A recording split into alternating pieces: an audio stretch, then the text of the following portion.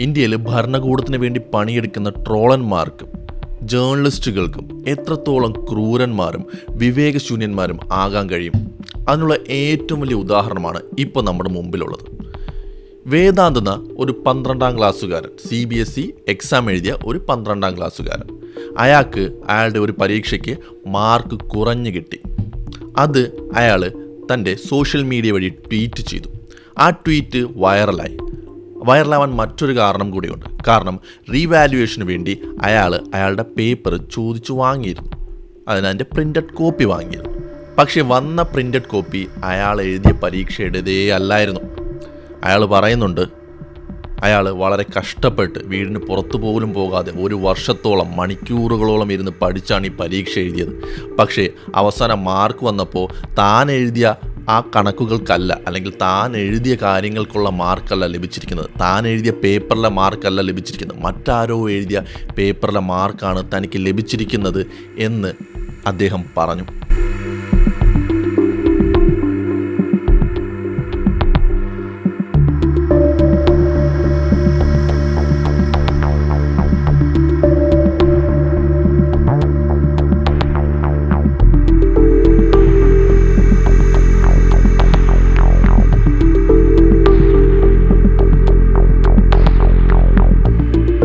എന്തെങ്കിലും കള്ളം ആ കുട്ടി പറഞ്ഞോ? ഇല്ല. കാരണം അയാൾക്ക് കിട്ടിയ പേപ്പർ അയാളുടെ പേപ്പർ അല്ലായിരുന്നു. ഇത് CBSE തന്നെ ശരിവയ്ക്കുന്നുണ്ട്. പേപ്പറുകൾ മാറിപ്പോയി എന്ന കാര്യം CBSE ട്വീറ്റ് വഴി അറിയിക്കും ചെയ്യുന്നുണ്ട്. വേദാന്തിൻ്റെ പേപ്പർ അല്ല അയാൾക്ക് ലഭിച്ചതെന്നും വേദാന്തിന് ലഭിക്കേണ്ട മാർക്കല്ല അയാൾക്ക് ലഭിച്ചതെന്നും CBSE തന്നെ വ്യക്തമാക്കി. എന്നാൽ ഈ കാര്യം വിളിച്ചു പറഞ്ഞ വേദാന്തിനോട് ഇവിടുത്തെ സമൂഹത്തിലെ ട്രോളന്മാർ, അതായത് ഭരണകൂടത്തിന് വേണ്ടി വർക്ക് ചെയ്യുന്ന ട്രോളന്മാരും മാധ്യമപ്രവർത്തകരും എങ്ങനെയാണ് കണ്ടത്?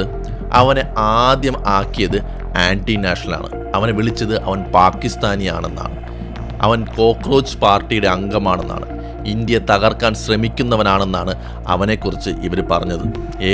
ഒരു 12ാം ക്ലാസ്സുകാരനെ കുറിച്ചാണ് ഇവരിങ്ങനെ വിളിച്ചു പറയുന്നത്. എന്തുകൊണ്ടാണ് അവനെ പാകിസ്ഥാൻകാരനാക്കിയത്? അവൻ സൗത്ത് ഏഷ്യയിലാണ് അവൻ്റെ ട്വിറ്റർ അക്കൗണ്ട് രജിസ്റ്റർ ചെയ്തിരിക്കുന്നത് എന്നതുകൊണ്ട്. അതായത് ഇവരുടെ അഭിപ്രായത്തിൽ സൗത്ത് ഏഷ്യ എന്ന് പറഞ്ഞാൽ അത് പാകിസ്ഥാൻ മാത്രമാണ്, മറ്റൊന്നും തന്നെ സൗത്ത് ഏഷ്യയിൽ ഇല്ല. അതുകൊണ്ട് അവൻ ആൻറ്റി നാഷണലാണ്, അവൻ പാകിസ്ഥാനിയാണ്, ഇന്ത്യയെ മോശമാക്കി ചിത്രീകരിക്കാൻ വേണ്ടി ഇത്തരം കാര്യങ്ങൾ പടച്ചുവിട്ടതാണ് എന്നാണ് ഇവരെല്ലാം വിളിച്ചു പറയുന്നത്.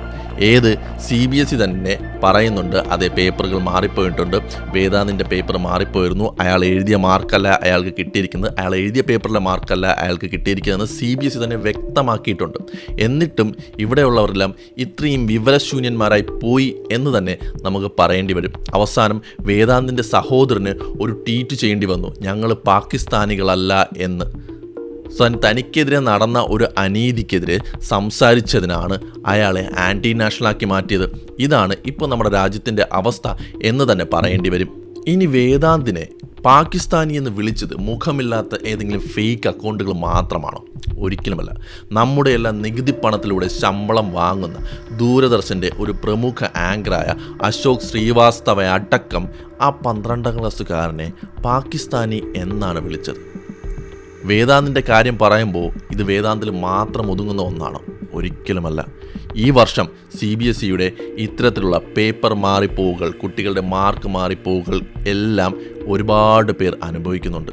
അതിൻ്റെ കാര്യങ്ങൾ ഒരുപാട് പേർ വിളിച്ചു പറയുന്നുണ്ട്. അതിൽ വേദാന്തിൻ്റെ ട്വീറ്റ് മാത്രം വൈറലായി അവനെ പാകിസ്ഥാനിയാക്കി. മറ്റുള്ളവരുടെ ട്വീറ്റൊന്നും വൈറലായിട്ടില്ല. വേദാന്തിൻ്റെ ട്വീറ്റ് വൈറലായതുകൊണ്ട് അവൻ്റെ കാര്യത്തിനൊരു സൊല്യൂഷൻ ഉണ്ടായി.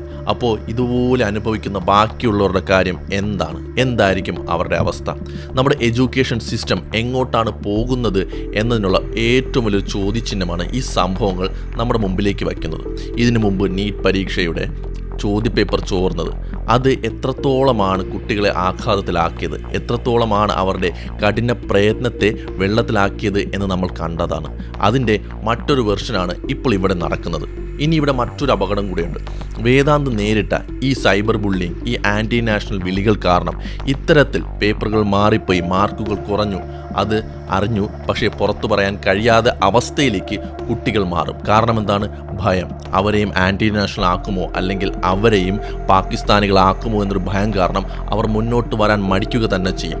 എന്തിനേറെ പറയുന്നു, ഒരു പ്രമുഖ നമ്മുടെ രാജ്യത്തെ ഏറ്റവും വലിയൊരു ന്യൂസ് ചാനലിൻ്റെ പ്രമുഖ ആങ്കർ പോലും ഈ കാര്യം വിളിച്ചു പറയുകയാണ്. അയാൾ പാകിസ്ഥാനിയാണ്, അതുകൊണ്ടാണ് അയാൾ കോക്രോച്ചാണ്, അതുകൊണ്ടാണ് അയാൾ ഇത്തരം കാര്യങ്ങൾ പറയുന്നതെന്ന്.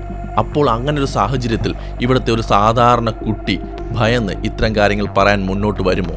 സിസ്റ്റത്തിലെ ഒരു പ്രശ്നം ഉന്നയിക്കുന്ന ഒരാളെ, അയാൾ വിദ്യാർത്ഥിയായാലും ഏതൊരു പാറ്റയായാലും, അയാളുടെ യോഗ്യത അറിയുന്നതിന് മുമ്പ് അയാളെ പാകിസ്ഥാനിയാക്കി മാറ്റി മുദ്ര കുത്തുന്നതിലൂടെ ഇവരെന്താണ് ഉദ്ദേശിക്കുന്നത്? ഇങ്ങനെ ചെയ്യുന്നതിലൂടെ ഇവിടെ എന്തെങ്കിലും മാറ്റം, ഇവിടുത്തെ സിസ്റ്റത്തിലെ വിള്ളലുകളെല്ലാം അടയുമെന്ന് ഇവർ കരുതുന്നുണ്ടോ? അതോ ഈ സിസ്റ്റത്തിലെ വിള്ളലുകളൊന്നും അടയരുത്, ഞങ്ങളുടെ ഭരണകൂടം ഇങ്ങനെ ആയിരിക്കണം, ഞങ്ങളുടെ ഭരണകൂടത്തിനെ ആരും കുറ്റം പറയരുത് എന്നൊരു തോന്നലാണോ ഇവർക്ക്? ഒരു രാജ്യം മുന്നേറണമെങ്കിൽ അതിൻ്റെ സിസ്റ്റം കൃത്യമായി പ്രവർത്തിക്കണം.